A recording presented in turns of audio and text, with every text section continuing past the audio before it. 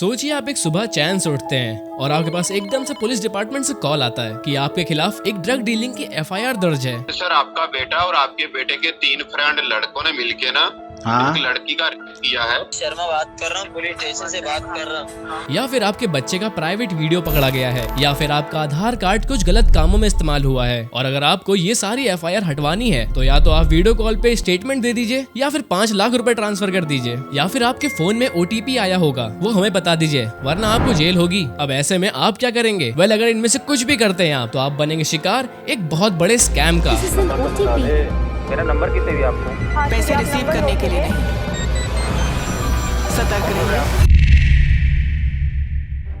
30 सितंबर को यूपी के आगरा शहर में एक टीचर की हार्ट अटैक से डेथ हो गई, क्योंकि स्कैमर्स ने उन्हें कॉल पे ये कह दिया था कि आपकी बेटी को एक सेक्स रैकेट में पकड़ा गया है और अगर उन्होंने 1 लाख रुपए नहीं ट्रांसफर किए तो वो उसकी सारी डिटेल्स पब्लिकली लीक कर देंगे। इसके अलावा 10 अक्टूबर को गाजियाबाद के एक रिटायर्ड ऑफिसर को इन स्कैमर्स ने 6 दिन डिजिटल अरेस्ट पर रखा, यानी कि उनकी हर एक्टिविटी को ताकना और साथ ही उनसे इस सिलसिले में कनेक्टेड रहना। जिसके बाद उन्होंने 60 लाख रुपए अपने अकाउंट में ट्रांसफर करवा लिए, सिर्फ ये कह के कि उन रिटायर्ड ऑफिसर के खिलाफ सीबीआई ने मनी लॉन्ड्रिंग का एक केस दर्ज कर रखा है और अगर उन्हें ये केस रफा दफा करना है तो उन्हें 60 लाख रुपए भेजने से शुरुआत करनी होगी। पर ये सिर्फ 2 केसेस नहीं है, हर रोज इंडिया में करीब 7000 साइबर रिलेटेड स्कैम्स रजिस्टर किए जाते हैं, जिससे आप अंदाजा लगा सकते हैं कि कितने स्कैम्स तो अनरजिस्टर्ड रह जाते होंगे। इनफैक्ट इकोनॉमिक टाइम्स की इस रिपोर्ट के अकॉर्डिंग इंडियंस ने 2024 के पहले 4 महीने में ही 1750 करोड़ से भी ज्यादा रुपए सिर्फ साइबर फ्रॉड में गवा दिए। पर ये जानने से पहले कि आखिर इनसे बचना कैसे है, आइए ये जानते हैं कि आखिर ये साइबर फ्रॉड्स होते कैसे हैं।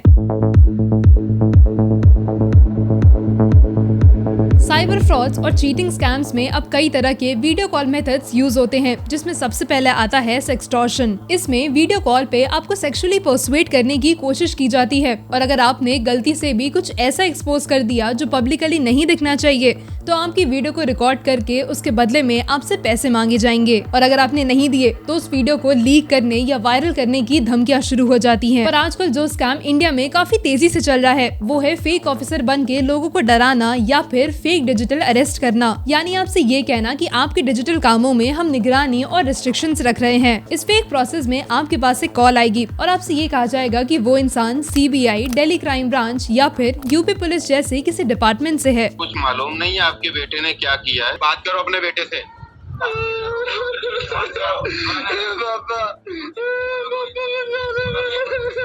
गूगल पे नंबर दे रहा हूँ, ऊपर हमें चाय पानी खर्चा पानी भिजवा दें। आपके बच्चे को मैं यहाँ पे क्लियर करके छुड़वा देता हूँ, किसी थाने में कोई रिकॉर्ड कोई एफआईआर नहीं आने दूंगा। और अगर आप यंग से मिडिल एज हो तो आपको बताया जाएगा कि आपका आधार, पर्सनल डिटेल या फिर फोन नंबर किसी गलत काम के लिए यूज किया जा रहा है और इस वजह से आपके खिलाफ एक एफआईआर दर्ज है। वहीं अगर उन्हें ये पता हो कि आपके बच्चे हैं तो वो आपसे ये कहेंगे कि आपके बच्चे को किसी रेप के मामले में या सेक्स रैकेट या फिर मर्डर के लिए गिरफ्तार कर लिया गया है और हर मामले में उनका मोटिव सिर्फ एक ही है कि अगर आप चाहते हैं हर चीज एकदम सही रहे तो वो जितना मांगे उतना आप ट्रांसफर कर दें, जो कि आपको बिल्कुल नहीं करना है।